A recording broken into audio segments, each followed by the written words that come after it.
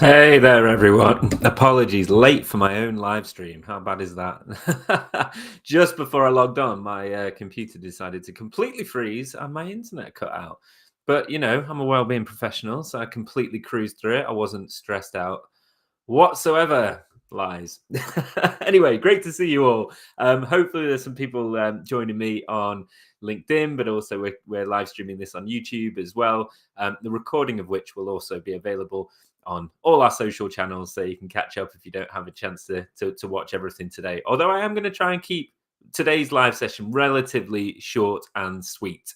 So to get us there, let me first introduce myself. So for those who don't know me, my name is Matt Smead. I'm a business psychologist and I am the founder of the Working Well community. The Working Well community is a community, an online global community of wellbeing professionals, wellbeing leaders from all sorts of different industries, organizations, and we bring them together through our exclusive online platform to connect, learn, and grow. So it was born, the community was actually born from my initial mission to kind of bring together all these amazing wellbeing leaders that exist all across the country and far across the globe, who are doing amazing work. And it was almost like if you could connect with one another and share ideas and solve problems together, there's real value in that. So I founded the Working Well community a couple of years ago with my co-founder Alethea, and we're really pleased with the progress that we've made so far.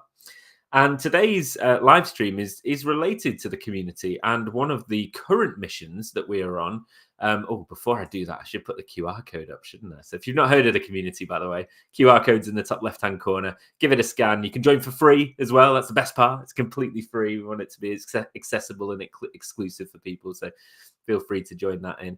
But as I was saying, this links into one of the missions, or the main mission that we've got for 2025.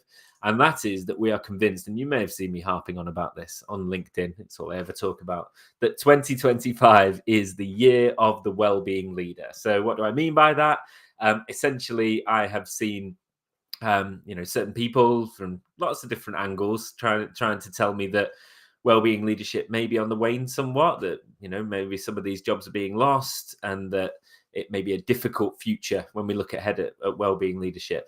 I'm not necessarily saying it won't be difficult and it won't be without challenges, but I think quite the opposite. I think that organizations are finally starting to get the importance of well-being. Now, whether they're really getting the importance of their well-being leaders, perhaps not. maybe that's the next step, and that's the sort of mission that we're on. But you and I know, hopefully if you're watching this, you're slightly I'm slightly preaching to the converted here. That well-being is incredibly important for organizations, for individuals. There's a moral obligation around it. It's the right thing to do. There is a legal obligation, which is fast coming. And certainly we'll talk a little bit today about the link between well-being leadership and things like health and safety. But there's also a business imperative as well. And again, I've seen this. The organizations that prioritize employee well-being and their strategic approach to this area tend to be more attractive to new recruits, better at retaining their best employees, and higher performing as well. So a key part of that is having really strong wellbeing leadership. And wellbeing leadership can come from lots of different places. Ideally, it is built into everybody, certainly your senior leaders' roles across your entire organization. So your chief exec, your chief operating officer, they should care about well-being. Your middle management, your frontline managers, your individual employees, you want everybody to take a certain level of responsibility for this.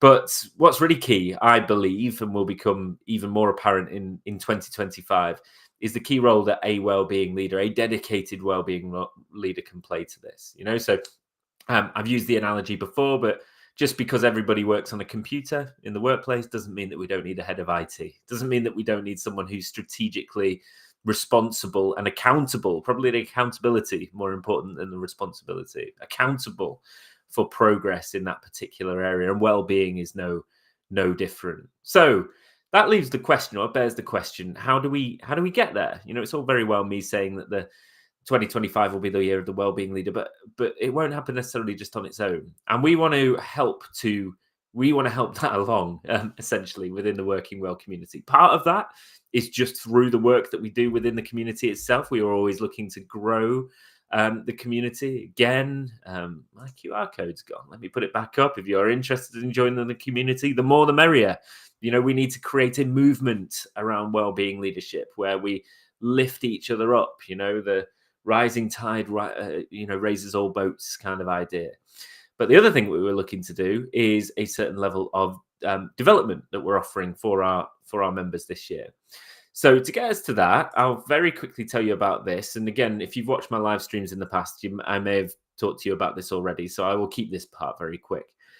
But a lot of the work that we're doing is based on a piece of analysis that we did at the back end of last year, actually, where we interviewed lots of different people on our Working Wellbeings podcast, not just people, but actually wellbeing leaders in some fairly high profile positions within a whole range, as you can see on screen here, of different diverse industries and organizations. And the idea that we had was, if we could ask them about what do they think are the key attributes, the aptitude, the habits that they have as wellbeing leaders that have helped them in their career along the way, help them to overcome some of the challenges that they face, but also that help them to be really effective in their current role. So what is it that they have that makes them really successful and effective as a wellbeing leader?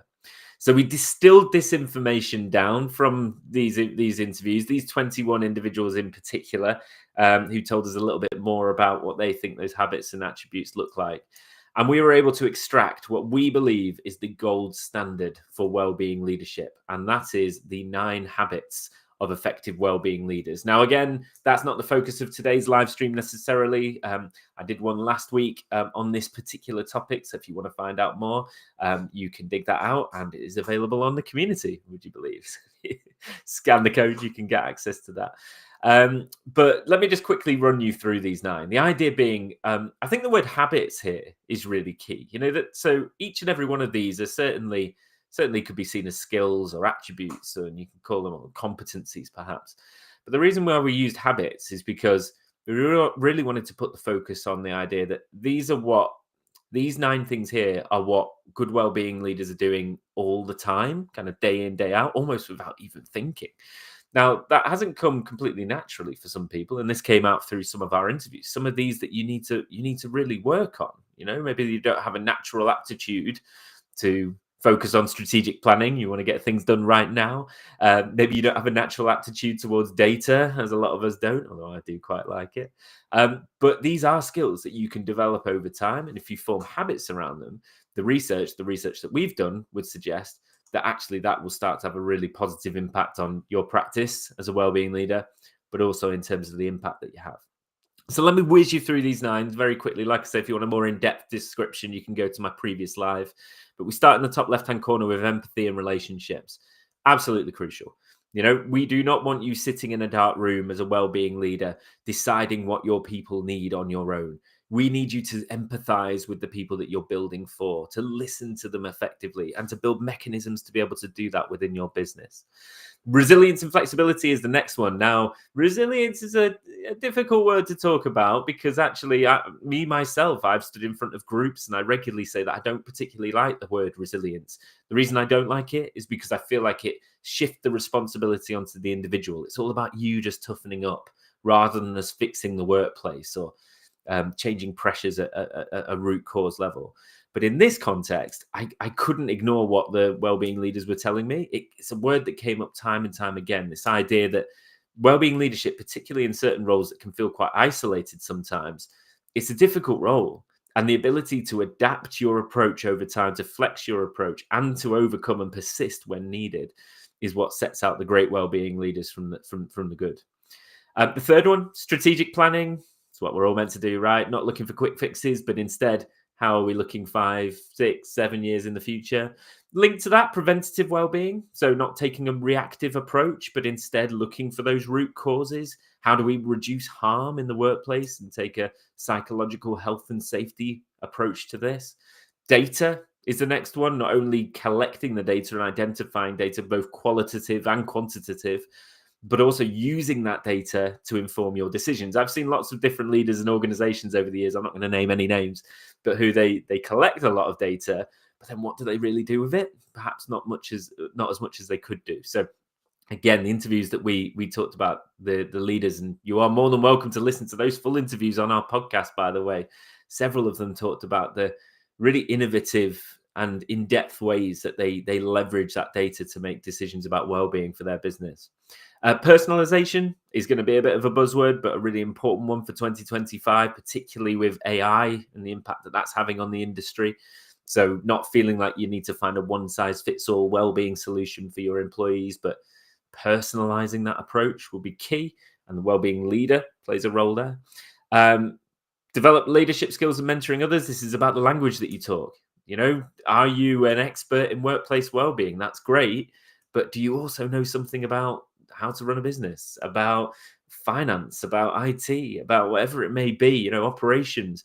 Because you'll need those skills to be able to not only influence those around you, but also to be able to really speak their language and bring them along for the ride.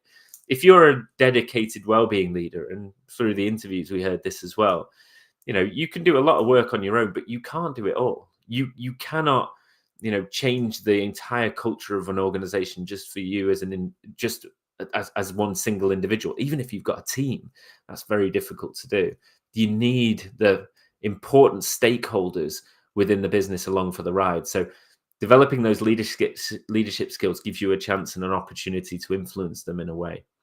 The penultimate one is applying positive psychology. So I talk a lot about the reduction of risk and looking for hazards at a root cause level, and how do we reduce harm associated with psychological health in the workplace. That's great. But what about the other side of the coin? Positive psychology, meaning, the whole field of positive psychology was created because often we have too much of a focus on what can we fix, rather than what are the positive things? How do we move people from average to great, if you will? And then finally, integrating across functions and building community. Again, I say I'm biased. I literally run a community, but I believe that communities are the best way to create change over certainly a larger population, to give people a way to create an identity around well-being and connect to something, to feel like it actually means something to them in their day-to-day role. And a well-being leader's ability to connect across those functions, to speak the language, like I talked about before, and to build that community is key. So these are our 9 habits of effective well-being leaders. And we actually have, I'll quickly flash it up for you. We actually have an assessment around these 9. So you are more than welcome to try this out. Again, hopefully it's going to come up at the bottom. There we go. So you can scan that QR code, and it allows you to almost kind of test yourself out against those 9 habits. Again, it's completely free. The real benefit of that 9 habits assessment, and this leads us on to the next piece around the Accelerator, is as a result of completing that, you will be able to access our community. And in there, you will have access to our leadership wellbeing playbook. Now, the wellbeing leadership playbook is built around these 9 habits. It's got little clips from the interviews themselves when we talk to these leaders. And it's a free way of you almost kind of upskilling yourself around these 9 areas, looking whereabouts your strengths lie, but are there any development needs that you want to build in the future? So that's the best place to start. Do the assessment, find out what your starting point is, have a go at the Wellbeing Leadership Playbook. And I'm hoping that will be interesting and useful for people on the line. But then thirdly, it's almost like, what next? What can I do to develop myself even further? And that is where the Wellbeing Leadership Accelerator comes in. Now, we are incredibly excited to launch this year. It's been a few years in the making. We really wanted to make sure that we got it right. On the screen now, you can see the course on a page, and there is a brochure that is available, a full syllabus that is available that sits alongside this. So I will post the syllabus onto my LinkedIn feed alongside this recording so that you have access to that. And if anyone's got any questions about the course, please do let me know. But for the purposes of today's live stream, I thought I would just run you through this so you can see what are some of the objectives of the course, what's included within there, and then importantly as well, how does it all work?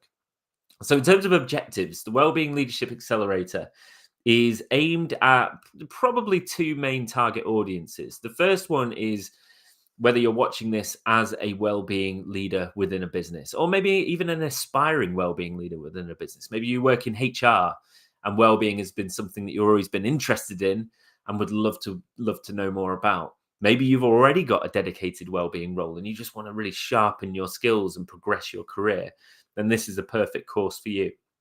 The other audience that we're looking to target with this are actually senior leaders within businesses who may not have a formal responsibility within their job role for well-being, but who play such a key role, as I talked about earlier, in terms of actually building this out across a business. So, for example, we are launching cohorts this year, and one of the things that we would love to do, and we are actively recruiting cohorts of senior leaders from within certain industries. So we're starting with, for example, the retail industry. We're looking at legal. We're looking at the construction industry as well. So if you work in one of those industries and you have senior leaders that you want to influence as a well-being leader, they could come on the course. What that does is it upskills them so that they know some of the things that, what well-being even is and how it's not soft and fluffy, and the links to things like psychological health and safety and why it matters for their business. But it also empowers them to be able to use some of the things that you're no doubt already doing within your organization, but actually embed that within their part of the business. So, for example, maybe you've got a well-being strategy centrally that you're trying to get out into the business. Imagine you had 5, 6, 7, or 8, senior leaders who are looking after certain functions or departments within your business who understood that, took on the importance of what you were trying to achieve, and actually adapted your strategy for use within their part of the business. That I think is the best way to get this sort of stuff started. So let me just quickly run through what's in there. So we talked about the why. In terms of what's in there, you can see on here, we look at 4 focus areas and 3 methodologies. So the focus areas are built straight out from the nine habits that I talked about before. So we start by looking at the 9 habits more broadly. The role. What does the role of a well-being leader look like? Where are your strengths and where are your development needs? And then we go into these 3 areas. So the foundations, they are more linked to these pieces around taking a preventative approach, strategic planning, leveraging data. So these we see as the kind of foundational or fundamental habits that you want to have to really start having an impact. The second category is really around wellbeing revolution. And that's quite a big word, but it's almost like, yeah, so you know everything there is to know around wellbeing, and you've started collecting data and you've got a strategy. That's great, but it's no good in isolation. What you need is a way to take that into your business and actually create behavior change. And then lastly, we talk about personal growth. And this is more about you as an individual. So you've got your strategy, you're embedding it across your organization. But what about you in the next 3-4 years? What about your own personal growth and your career progression?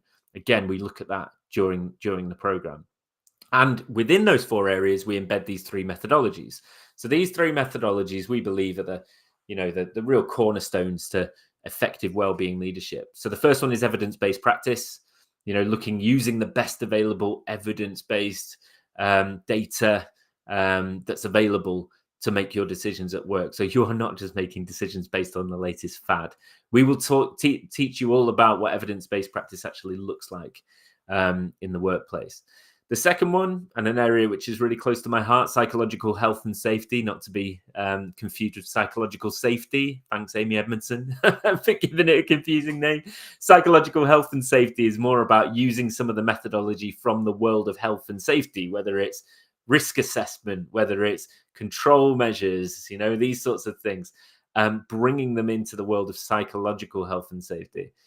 There are some parts of the world that are already doing that really strongly already. Australasia, a great example. They've got a lot more legislation around this. So actually organizations are doing more than they ever have done to take a real kind of health and safety type approach to well-being in the workplace. And I see that growing in other areas of the world like Europe and the UK and the US as well, especially with the launch of the ISO 45003 standard a couple of years ago now. So being able to understand, not be an expert when it comes to health and safety, but to know some of the methodology associated with that and to embed it into your practice. Again, I feel it will be useful. And then finally, design thinking, or more specifically, human-centered design thinking. So human-centered design is the idea that any problem, even the really difficult ones, has a solution. But the solution itself lies with the people who are affected by that problem. So to put that into plain English, what I mean is that, again, this goes back to the idea that you are building well-being solutions for people within your organization. And On paper, when you're sat there and you're talking with your team, they may seem like a really great idea. But have you talked to people? Do you feel, do you understand whether the things that you're implementing will really solve their problems? Human-centered design is about putting the person first. It's about empathizing and listening and really collecting data to understand their perspective, what are some of the challenges that they're faced with in the workplace around psychosocial risk or the pressures that they're facing. And then it's working with them to co-create solutions together, things that they believe will really make a difference to their working and outside of work lives. Okay. So that's the idea with design thinking. And again, I run a separate course, which is called Wellbeing by Design. And it is about applying this idea of human-centered design to the world of wellbeing leadership. So these are really practical tools. And if we go back to the audience for this, if you're a wellbeing leader, I'm sure you're doing certain number of these things already, which is great. It's really kind of sharpening your skills around this and maybe giving you some practical tips and techniques and takeaways as we go along. But as senior leaders within a business, again, these individuals might be great at their job, but are they doing everything that they could do to take a real proactive, preventative approach to well-being? This accelerator will leave them in a place to do that. How does it work? Well, here's the exciting bit. It's actually a 5-week course. I'll say 5 weeks because the first week is really about getting to know you. But what we were going to do is we are currently recruiting cohorts to join us on the Wellbeing Leadership Accelerator. And you get access to 3 things. So the first one is a whole set of online materials. These include video clips with my face telling you some things, but also some other external experts talking about subjects as well. There are practical downloads, there are quizzes to test your knowledge as you go along. Everything that you need within the course will be hosted on our Working Well platform, which is, have I mentioned we've got a community? Top left-hand corner. So it's all hosted within the community platform. So you'll always have access to that and you can go back to it and access the materials as and when you need them. The idea is that we are asking for about 2 hours of people's time per week for a 5-week period. So 1 hour of that is spent having a look at some of these online materials and going through them almost at your own pace. 1 hour of that is spent doing the second thing, which is group coaching session. So the group coaching sessions, they're not going to be lectures. This isn't about teaching you how to do this stuff necessarily.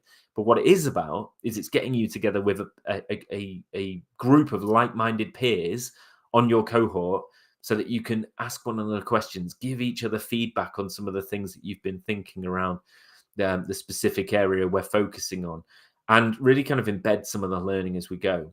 And that leads us to the final piece, which is we ask you to do a weekly assignment to embed the learning at each week. Now, assignment sounds a little bit harder than it is. The weekly assignments in particular are pretty straightforward. You're talking a 10-15 minute activity, but just to show that the learning is stuck and also to get you thinking a little bit differently about how you might apply some of the learning as you go along. And the final assignment even is more about you as an individual. It's more about what are you committing to around perhaps those 9 habits that we talked about before, and how are you actually going to get that to stick long term. So the idea being that after you finish the 5-week course, you are not cut adrift. You will then have ongoing access to the Working Well community. You will have ongoing communication with your cohort that went through the program with you. You're able to forge great relationships, to broaden your network, to host little informal coaching sessions with one another, perhaps, if you'd like to. We do something called the Wellbeing Chat Roulette within the community, which is about randomly connecting with another community member on a monthly basis. And again, being part of the accelerator will allow you to do that. So you may have seen these sorts of courses before where it's like, turn up and in one day we're going to teach you how to be a wellbeing leader. And then at the end of that day, best of luck. See you next year. This is the complete opposite of that. We know how people learn. We want it to be feel more self-paced, more flexible, more inclusive in terms of how it works, but also more focused on building habit rather than just teaching you knowledge. So that's the whole idea around this, the accelerator. So we've looked at why we're doing it, about what's in there, about how it works. So the final question I'm guessing you've got for me is what's next then? What's next? I talked about this before, but I think the 9 habits assessment is a great place to start. Let me flash that up again. So that's a great place to start. You can scan the QR code, you can have a go at that and see what your starting point is for this. The second thing is the Wellbeing Leadership Playbook that you can see in the middle there. So this is our free online course available on the community, which you can join with the QR code in the top left, where you get to hear from these wellbeing leaders and learn more about the 9 habits that I briefly outlined earlier in the session today. And then finally, you could sign up for our Accelerator. So we are launching 2 cohorts. We've got one launching in February, the second one launching in April. And the really good news is we are currently running an early bird price for this. So the RRP on the Wellbeing Leader Accelerator is $349. So that's what it will be priced going forward, $349 per person, inclusive of that. So we're not going to charge you that on top of that, but $349 per person. For our community members, that is available for $299. So if you're a member of the community already, you can get £50 off. Brilliant. It's almost a no-brainer because the community is free, right? So you can get £50 off just by signing up for the community. But for the next week, we are also running this early bird price, which is $249. Absolute bargain, inclusive of that. So absolute bargain. It was the cheapest it'll ever be. I'll tell you that, because we're just launching the community, the Accelerator this year. So, if you're thinking, should I, shouldn't I, it will never be cheaper than $249. So if you want to secure that price, there's 2 ways to do that. Number one, you can scan that QR code at the bottom and you can fill in the form and that'll let us know. The other way is just DM me. Contact me on LinkedIn. Let me know that you'd like to access it at that early bird price and I'll send you the link through. Not a problem. Okay, so that's about it. I told you I was going to keep it short and sweet. I did call it a sneak peek, so I will give you a little bit of a sneak peek into the future and what we've got planned. And this isn't all available right now, unfortunately, but in future, we want to continue to advance our thinking around wellbeing leadership and certification, right? So here you can see our initial idea for that. So the ones that you can see in red, we are saying make up our foundation in wellbeing leadership. So having a look at the leadership playbook and attending the Wellbeing Leadership Accelerator live, which I've talked about. In future, we would like to extend that around optional modules that people could take on, whether you're particularly interested in strategic wellbeing planning, whether design thinking is something you'd really like to know more about and how you apply that to your practice, whether it's building a community using the data, whatever it may be. We are going to, over the next 12 to 18 months, be building these up. And the whole idea is, if you want to become a real advanced wellbeing leader and have skills across all these different types of areas with an amazing network to back you up and coaching opportunities along the way, if you're getting on board now, you've done the playbook, you've done the accelerator, you will be able to access some of these things as we move into the future. So this is what we've got planned for the coming year, which we have dubbed, as I say, the year of the wellbeing leader. So we'd love to have you along for the ride. And the first step there is joining the community. So I'll say goodbye there. I'll leave the QR code up for one more second in the top left-hand corner. Thank you if you watch this, and also thank you if you're watching the recording as well. We'd love to have you in the community. It's a really great place to be. And there's so many great people in there. There's so many great kind of conversations that go on. That it'd be great to have you involved as well. So I will hopefully see you on LinkedIn, but I'd really love to see you within the community as well. Hope you enjoyed today. Hope you found it useful, and have a great rest of the week.